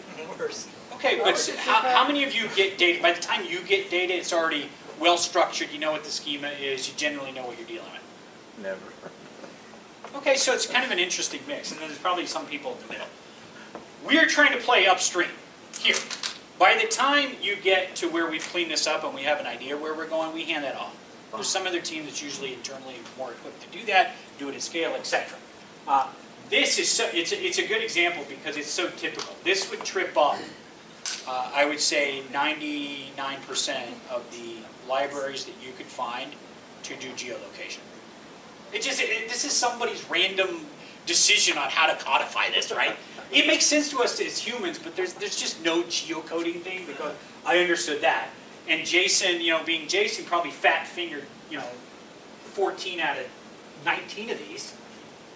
So what Search has done, and why don't you talk them through that, what you're kind of doing is say, hey, I think obviously this one's a little bit, because at least the labels are decent. Yeah. So that gives his little I.O. thing a little clue. Beyond that, he then has to go fart with these. Yep. And that may have been the issue. So the technology we built behind the scenes tries to figure out what the data it's looking at is. And the more data we look at, the better it gets at it. So Shug, can you pull that up? Sure. Because so what we're trying to do, and this is where over time we will, well, he goes and gets the source code or whatever he's going to show. One of the things that we're going to start doing is we'll start doing machine learning on these data sets with the idea that I don't want to learn something about the analytics of the data set. I want to make sure that I'm getting better and better each time I see a data set and recognizing geolocations and timestamps. So the more of these data sets we feed in there, the more over time we just keep rerunning these things to train the machine to recognize data types as soon as we see a new data set. So I'm just showing my debug message here where it went through, loaded 18 records, and then said, okay, first of all, we do use the default parameters, that data types that Elasticsearch figures out, like string or date or whatever else. But then to get more complicated, I don't know if you guys see that, I selected the line right there. It figured out, okay, so I think I've got a geolocation, so I'm going to say that's a geopoint. And in the back end, what it'll do, I'll just quickly run this. So it will keep the lat long, the source records that it found, but it'll also create a new geolocation field, and it will copy the data over to that so that we can then use Kibana. Unfortunately, I think where it's crapped out is that it didn't like the mapping once I... Which is okay, right? Because this is instructive. We'll go back and we'll play with that. Well, we now learn something. People who record penguin populations have their own weird way of doing it. It's fine. It's useful. But the idea is that even getting, again, go back to one of the things I said earlier. Sometimes the data you care about is not the data you think you care about. I care about the error messages and why the attempt to automatically map it failed. We now know that failed, so we know whatever choice was made there is wrong. So that's a piece of training data that we can go back and say, you got to try again. This, when Serge is done, he'll go back and say, if you ever get a mapping error on this again, you have to try something else. Try until a successful geopoint is inserted. This is very similar to how we did things at Wolfram Alpha. It's a little heuristic kind of thing. You can't really do it any other way, to be honest. Which is you just have to try things. If they work all the way through, you did it right. If they don't work, keep trying. It's very brute forcey, but it's the way you got to do it, and it gets better over time. Go for it. What triggered it to recognize that as a geopoint? Was it the column headers? Probably in this case it was the column headers. We also look at the data itself to try and figure it out. And as we put more data into this, it'll figure out better and better. It'll get better and better. So if you had a very large data set where all but one were actual geolocations, it would have been much happier. Yep. So it would have recognized that there was a problem, but it wouldn't have failed the whole the whole data set. Okay. Yeah. Go for it. What happens if your first intuition is wrong? Let's say I store my geopoints as long lats. How can you tell? The long lat one is kind of an interesting. I don't think we have a good solve for that because that's a very common but very complex one where we've all done it, right? Where somebody just flips them, and it's like it all looks sensible. Right. Over time, we're going to have to build a heuristic that somehow is able to recognize. In one field, it says United States. The geopoint is putting everybody in China. And, You can do it. It's just another layer we have to go down to use other data fields to cross-check the assumptions that we made in the other ones. we also know, because data is going to come in dirty, we also know that we're going to fail the first time we run this. And the idea is to get it to a state, instead of something like an Excel sheet or a CSV file where you can't understand what's going on, get it to a state where we can start digging in and finding some of these errors, tweaking it, running it again, and getting better and better every time you run this process. So we do want to see failures immediately, because then you can clean up the data as you're going along. So because there's just not that many records, and I think we've extracted the value. Serge and I are definitely going to go back, because I like the topic of this weird bird thing now that I've seen the data. Fascinating. I like it too. Because I'm still sort of retired until I start taking lots and lots of money. I can go chase weird problems down. We're going to go back and we'll have a version of the PowerPoint that will show you guys what we find. I want to flip, if you don't mind. If only it was plants. I have like a database of a ton of plants. Well, we can do that, but go back to the one that we were working on earlier today, just because I think it will show a different side of why we like the stack so much, the firearm stuff.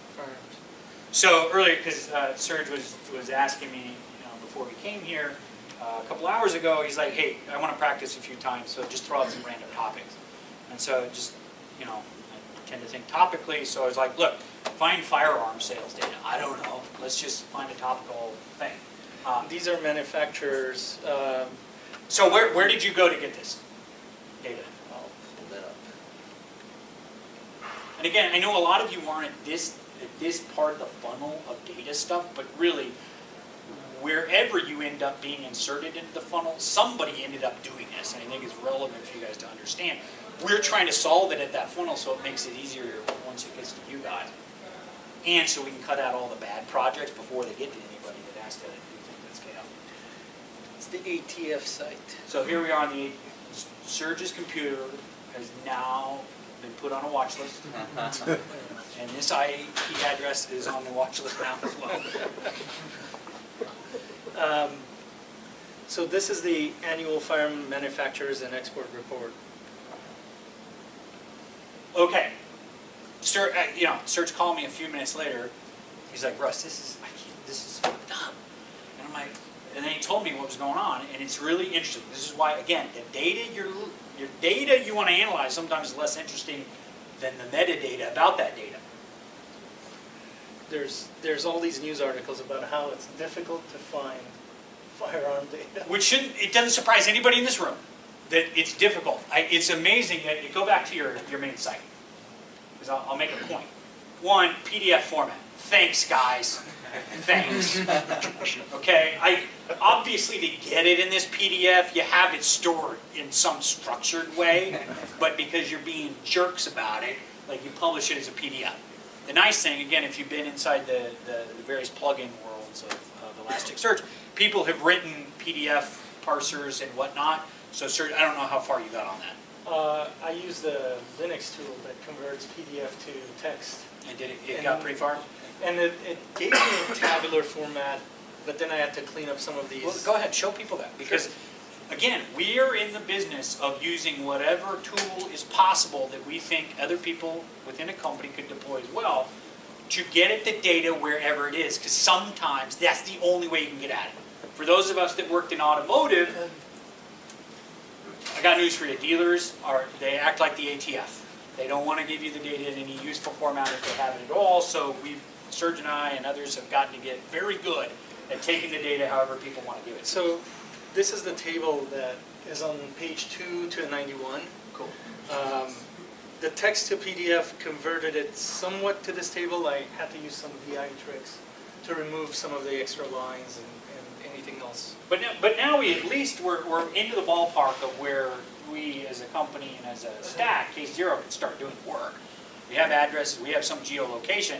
We have a sense of time because we know when the report was published. Currently, that's our only timestamp. Interesting. Go back to the web page before the PDF. So for me, as a data forensics person, a behavioral scientist type, I find this hard to believe that the speed of this data is annual at best, and we haven't gotten anything for the last 18 months.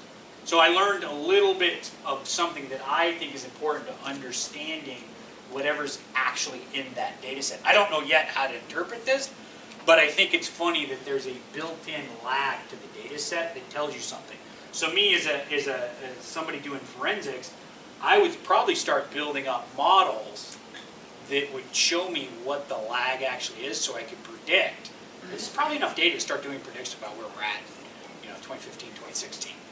And then I'd want to go find out, is this a true lag in collecting the data because it's so hard to collect, or is this an artificial lag? Go ahead. What about that raw data link? Does that have more updated data? It all points to the PDF. Oh, really? Yes. So it wasn't whenever you can buy data here? Every link in this raw data will load up a PDF. Wow. There you go again. Right? I mean, to me, it's like, I know, this is why I wanted to do it. I wasn't sure when I gave search these topics and things. It's like, I just think it's good to look at it, because the reality is I think we'd all find this data tremendously interesting to do a bunch of analysis on. So hopefully, we'll go through and we'll complete this and rip it all apart. I even think what we saw there in the tabular metadata would be interesting. What decisions have been made about what data to publish, what should be published, what could be published. There's just a lot of cool analytics that I don't think at first pass would occur to you in the normal course of doing standard data science. Good, and now let's see it in Kibana. Pull one open so that I can parse it. So these are 22, 25, those are the types of guns. And then where it's manufactured and the license. This is also where, so the crate thing, I just like all this stuff because the crate use case makes so much sense, and then in this use case it would be fucked up. Because, and this is also, by the way, cars, there's other categories that work like this where if that's a column name, that's a pain to deal with in a lot of ways, because you gotta somehow decipher that in your queries in a way that the SQL, I don't know how they could probably do it. I think you can do it, but it's also, it kind of just messes you up as a human. Where the nice thing I know it sounds weird, but right, when you see column names as numbers, you're like, what idiot developer worked here before me? This though, in Elasticsearch and Kibana, we can use it, right? Because you can type 9mm, like just do it in the search box. Right. This is where Crate has, and I think the SQL world has its place, and then I don't think people fully appreciate the power of being able to do analytic things with full text search. Not case sensitive. Case sensitive. No, it's because it's looking at the results, not the table. Right. So now that gets weird. We do 9mm cold star. Use Marvel. About the 50. No. Doesn't like it. They don't like it. I don't know. We'll do a filter. I'm just curious. Filter. Filter on what? Just put on the 9mm. Oh, that's just gonna No, get you anything that's 0. Because this manufacturer has 0 9mm. That should be coming back with something. What does anybody know the internals well enough to know why that's not doing it? Oh. Go see what. Go to the in Kibana the field. The query? No, not the queries. The actual settings to see what's been indexed or what's analyzed or not analyzed. Oh.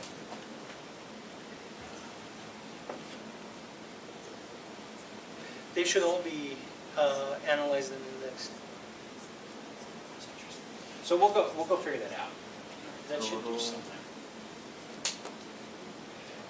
It's because it is the column name that's throwing it off. Gotta get that. Okay, pull up another data set because I want to be able to. We've now gone through the sausage making where we can barely get anywhere, and then the firearms we got a little bit further with a totally different problem. So, which one are you pulling up? Alternate stations, but I need to load that. Okay, this is another one that I gave Serge recently. It was like 18 hours ago or something. Electric cars, where the power stations are. I was just curious, like, do some analysis on where the power stations are. And why do I care about that? You know, if you, as a data scientist, you know, just give you context on that. I think when you look at how companies are valued and what's going, you know, it's tough for me to deal with something like a Tesla and the kind of hype and excitement people have. I get it as a product, but electric cars are essentially an infrastructure play. So if I were deciding where to put my money in an investment, I would want to be looking at the infrastructure, which I know obviously Tesla and some people are, but I'm not sure every average investor and every person who's putting a deposit down on a Tesla has necessarily done that analysis of, you know, how likely is it that I'm going to have a charging station for this vehicle that I'm going to buy? Which, trust me, gets really irritating after you have to go out of your way to do that. I'm not saying that I don't even know anything about it. This also includes ethanol, methanol, those kinds of stations, because they're getting more and more popular. So pull up the raw data set, just so people can see it. And I'll tell you, so to give you some backstory, because I've been part of all these interesting kind of insider industry discussions for the data industry, data.gov kind of thing. Those initiatives, I don't know if you know it, they've largely not worked. The government, I mean, Serge can keep doing this all night. We can go through and find gazillions of data sources, and they've largely not been successful for the public because nobody knows how to do anything with the data. They literally don't. It's like giving it away in a raw format, or you know, in some of these formats. I mean, eBirds, thanks, but no thanks. That's why no one's gotten anywhere, even though the Freedom of Information Act and everything, giving away all the data. It's just that no one knows how to put it in a system. Even if they had an idea for what to do with the data, they don't have the systems. They don't have the awareness internally at their company or at home to do these things. And frankly, some of these data sets are so obscure and so weird that even with a considerable effort at something like a Google, PowerSet, Microsoft, Wolfram Alpha, they don't have time to chase everything down. We are trying to do something so simple that you should be able to find an arbitrary data set doing a Google search, plug into this thing, and get somewhere. Are they worried about liability, maybe, in possible? Data.gov or who? Just in general, I mean, because I know they're mentioning now that. Yeah, I mean, when you get into the discussion, of course, people worry about liability. It is an interesting policy discussion. How much information is too much? Yeah.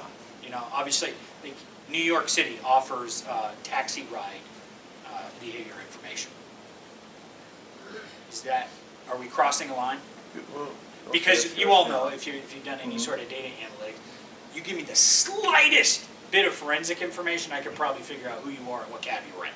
Oh. I'm not trying to scare anybody, but Right. if you guys have done enough triangulating, you know that you can get pretty where you need to go, which is a couple of data points. Go ahead. That cab data includes lat and long where they picked you up and where they dropped you off. I mean, it would not be hard for me to overlay where you were. Google Street View with demographic data, with ride data, and be able to go, well, I know who's visiting that club at that time. LinkedIn with your job and where you live and figure out who you are. So yeah, it's a constant discussion about what is okay to give out. And at the same time, everybody wants to be as transparent as possible, and certainly as a public entity and as companies, etc. You want to be able to give people the power, but it is a complicated problem. So what do we the data is loaded, and that's what it looks like right now. Yep. Go to Discover.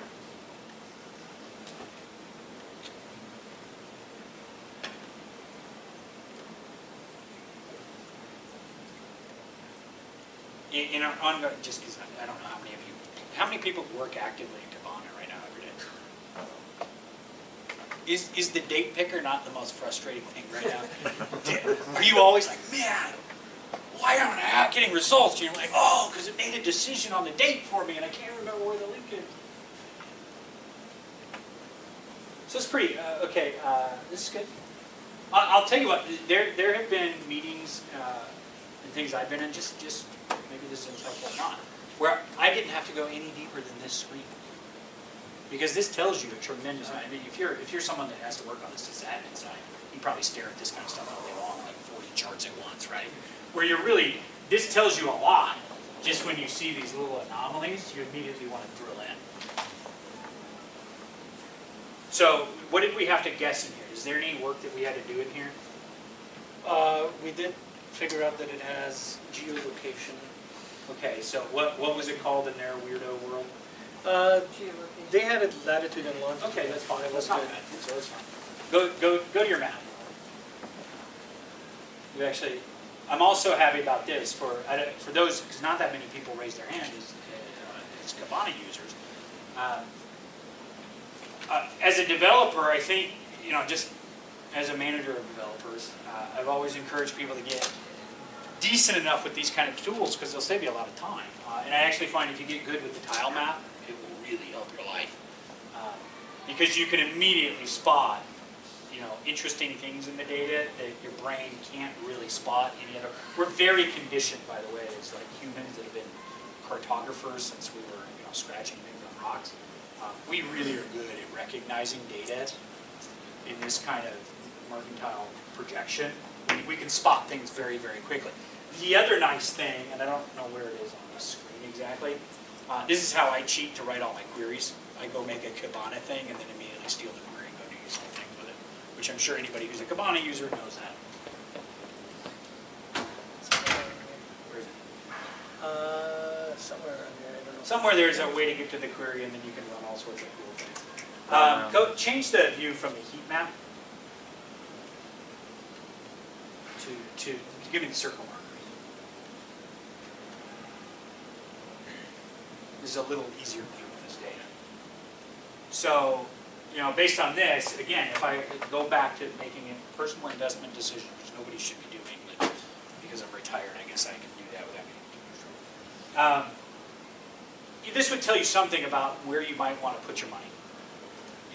Who's ahead in the, you can make this, what I would do next with this kind of data is put population counts, traffic, useful information for, is this relative to this population, this city, and the kind of travel that's being done there, is that bigger or smaller relative to, everything else. There's obvious pockets of where there's a lot of stations and where there aren't. So there's something to look at in there, but then, when you're thinking about long-term about, well, what's a car really got to do? This is a tough sell for me. That there isn't more infrastructure along that path. And just give you my insight on looking at this, because typically if any kind of vehicle, any kind of transportation, it has to have long-range infrastructure.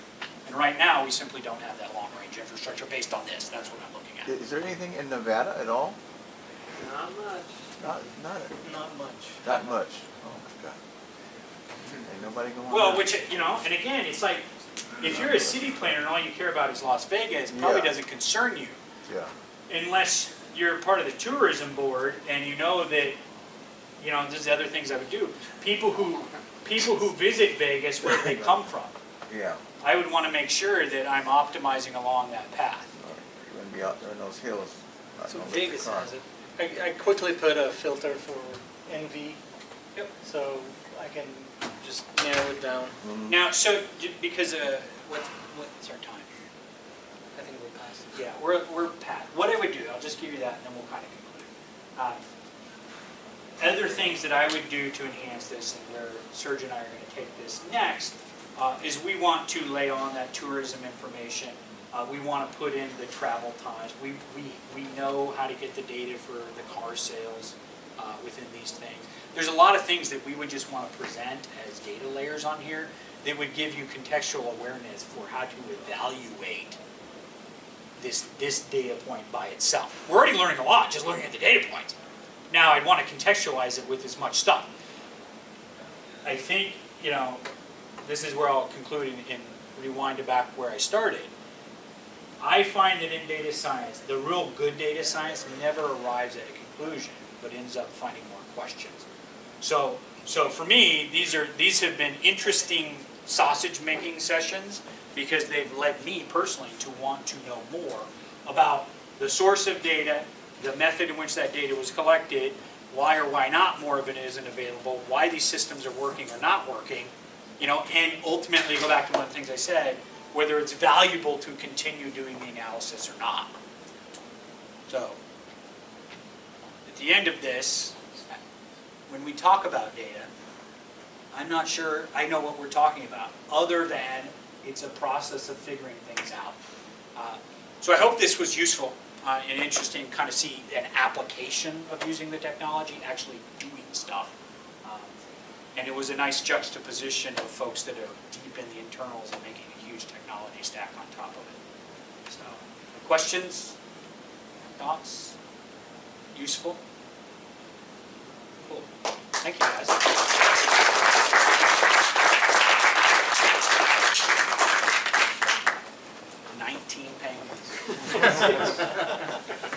Thank you, everyone. Remember, next month, hopefully at TrueCar, and I think it's the 17th. So hope to see you guys down there. Thank you. We will see this afterwards, and then we got overview of all the tables that are in there. So after the demo, I will show how we built this database on top of Elasticsearch. A lot of things that you see here are related to Elasticsearch and are also coming from Elasticsearch, but for the moment, let's just see it as a database. And yeah, we got some records here. We try to have for demo thing. We have a couple of bigger tables added there. So, for example, okay. Yeah, it's.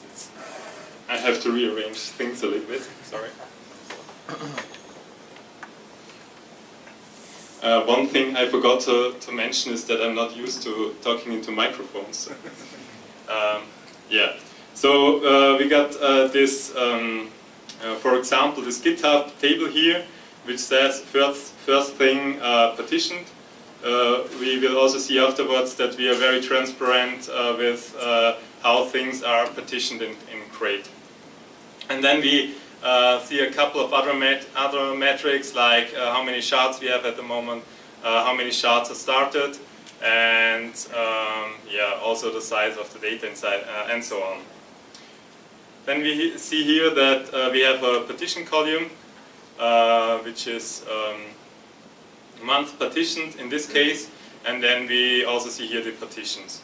So this is GitHub data we pull from githubarchive.com. Does anybody knows this website?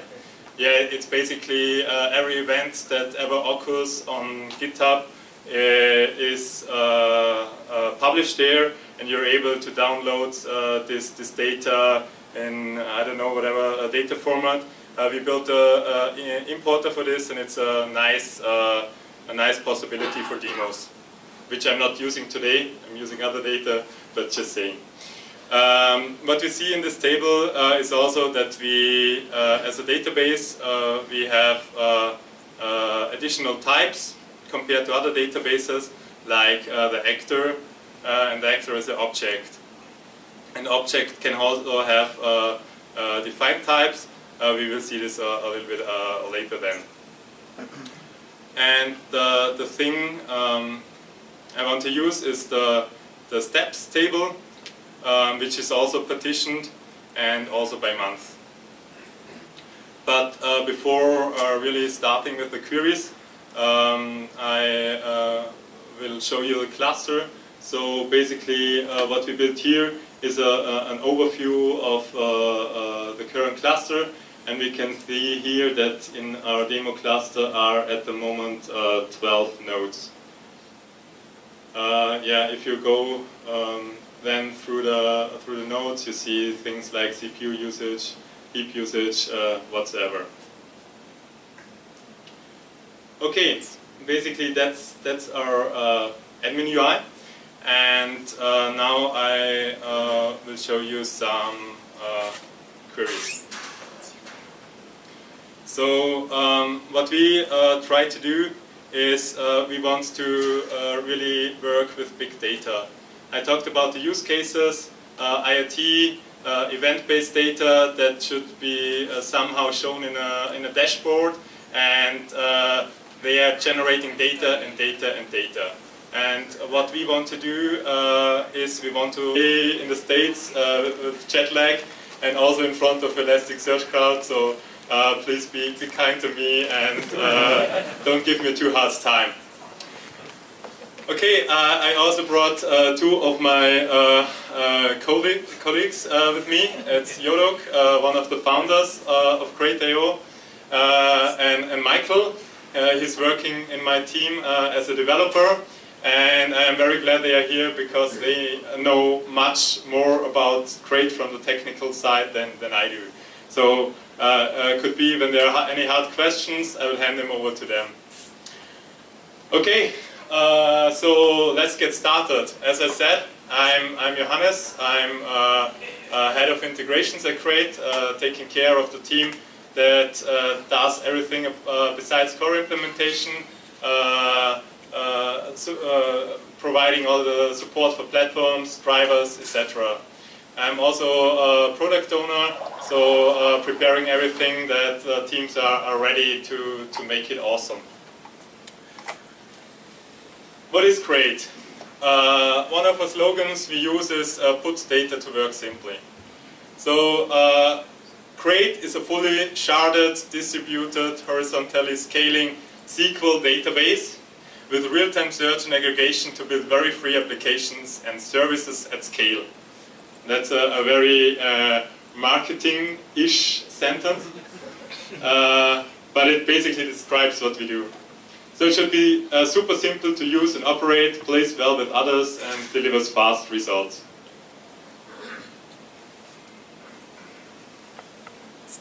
So the main use cases for Crate are Internet of Things. We have a lot of customers who work in this field. So also very similar to the second use case, they produce a lot of events. We have customers that build tools that ingest up to 100,000 records per second, so that's one of our main use cases. The other one is real-time analytics and dashboards. So also a lot of event-based data that should be visualized and presented in a nice way, and also provide data in real time. So that's also something we do. And then SQL on Elasticsearch. People who used Elasticsearch before but wanted to use the SQL layer, they also headed over to Crate. So yeah, we're a database. We call ourselves a database, and we have a standard SQL layer. And at first I wanted to turn things around, but I'm now starting with the demo, and I hope everything works fine. So this will give you a good impression of what Crate is and does.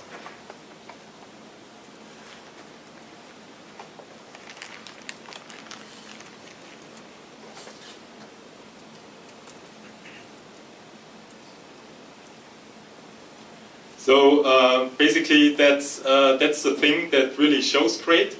That's our admin UI that gets shipped with Crate. What we see here is the overview page where you see a couple of metrics. You see which data is in the database. As you can see here, we got replicated data and such stuff. Everything looks good.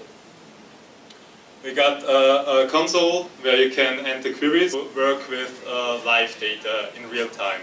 So, for example, if we have this steps table, it's about 1.6 billion records that are in there at the moment. If I just do a select star from steps, you can see that it's a very simple table. So we got this month partition. The column the table is partitioned by. We got the number of steps. We got the payload, which is always null. We got the timestamp and the username. So basically, what this table is showing is you know, all those fitness trackers on your wrist or your phone that all just counts the steps, and that's what we do here. So we have the number of steps a certain person does at a did at a certain timestamp. 2 steps.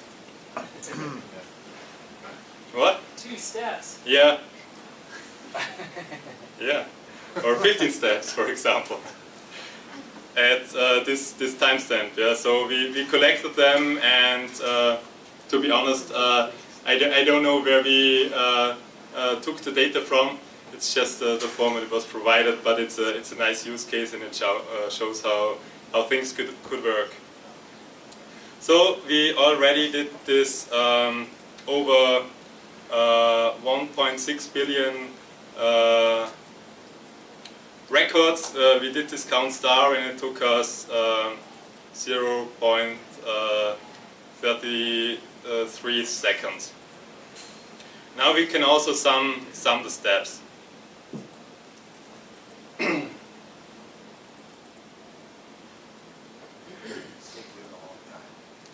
So this takes a little bit longer because I'm going over all the steps, and it really needs to take every single record into account. So this is taking a long time. So, question on that. Yeah, please. Because in some sense, Elasticsearch and systems like Elasticsearch are not necessarily always trying to do what SQL does, which SQL tries to give you the right answer. So potentially you guys could do heuristic returns on these kind of things. I don't know if I'm making sense of what I'm saying, where instead of waiting for all the data to come back, you could do sampling of the records to give a possible count. Yeah. I'm just curious, are you as you build your SQL translation engine, are you running into literal physical problems or logical problems with the fact that SQL and Elasticsearch are fundamentally different in how they're trying to give you back data? Does that make sense what I'm asking? Yeah. So we know that Elasticsearch uses this hyperlog stuff that goes into that direction. But we want to try to return the real data. So we're always counting really each single value that is there, and that's also the reason why this problem takes so long. That's the Nginx proxy in front of the Steam we were at that is timing out. Ah, okay. So that's a different problem. I'm glad. Well, that's kind of why I'm asking, because we yeah. you know, just in our experience, we've run into that issue sometimes where, again, Elasticsearch by default tries to be very smart giving you data very quickly, which may or may not be correct. You're obviously having to compensate for that somehow. We're always going for the correct result. Yeah. So we don't do the eventual, the approximate stuff, it's always exactly. My name is Rich Horse, if you don't know me. I've been running the Elasticsearch Elastic meetup for the last year and a couple months now. As you can see, I'm trying to do east side, west side, and right now we're looking at hopefully next month, be a 2-car, mid-month. And then also I'm talking to yellowpages.com, yp.com in Glendale, and also Disney, potentially August, and then Riot Games in September. So I'm always looking for speakers. So if you guys wanted to present on any part of the Elastic stack, you know, Kibana, Logstash, Elasticsearch itself, ping me online and let me know if you're interested in speaking. So before I get into this, I usually go around the room and have everyone introduce themselves, but this is the first meetup. We actually have 2 presenters, which is excellent.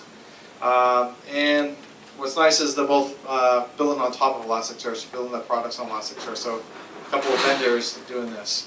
But I would like to give these guys a feel for the audience. How many people use the whole Elastic stack? What about just Elasticsearch itself? And then Logstash, and then Kibana. That's me, more me. Okay. All right. I'm going to hand over to Crate.io to do their presentation. So Thank you.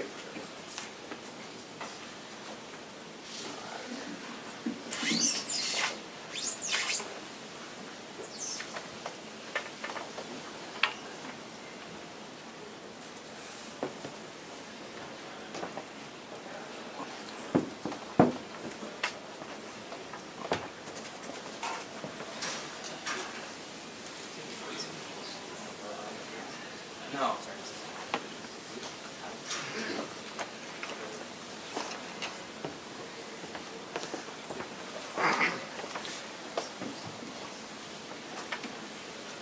Hi everyone.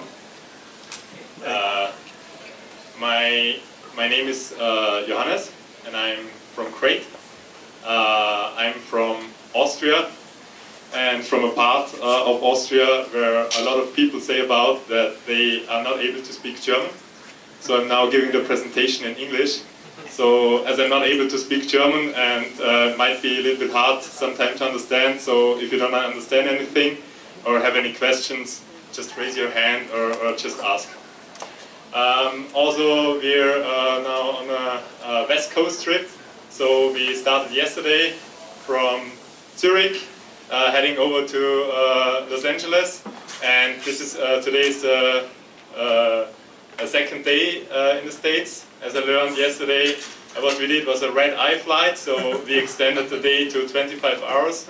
It's the second day of a jet lag, so when I fall asleep today during the presentation, just come here and wake me up.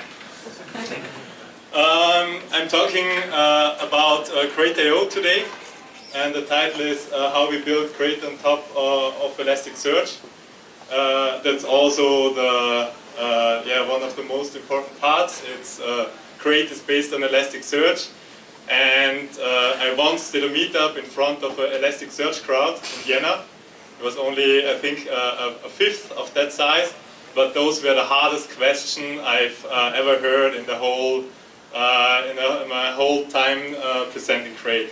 So, not being able to speak proper English, second thing. And is there anything in your language where you could set a flag that says, go ahead and give me the...